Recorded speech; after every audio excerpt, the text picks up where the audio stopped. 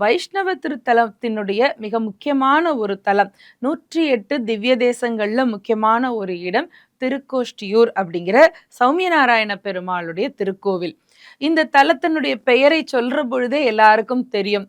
ஸ்ரீமத் ராமானுஜாச்சாரியார் உலக நன்மைக்காக அஷ்டாட்சர மந்திரமாகிய ஓம் நமோ நாராயணாய மந்திரத்தை கோவில் மதில் சுவர் மேல ஏறி நின்று உலக மக்களுக்கு உபதேசம் செய்த புண்ணிய தலம் அந்த திருக்கோஷ்டியூர் தலம்.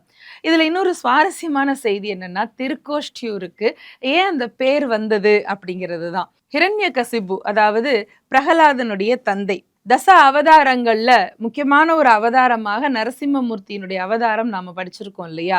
அப்படி நரசிம்மமூர்த்தி அவதாரத்திற்கு முன்பாக ஹிரண்யகசிபுவை இந்த உலகத்துல வதம் செய்ய வேண்டும், அவனுடைய அக்கிரமங்கள் அதிகமாய்க்கொண்டே இருக்கிறது, அவனை எப்படியாவது அழித்து உலகத்துல தர்மத்தை நிலைநாட்ட வேண்டும் அப்படின்னு தேவாதி தேவர்கள் எல்லாரும் இறைவனிடம் சென்று மகாவிஷ்ணுவிடம் சென்று வேண்டுகிறார்கள்.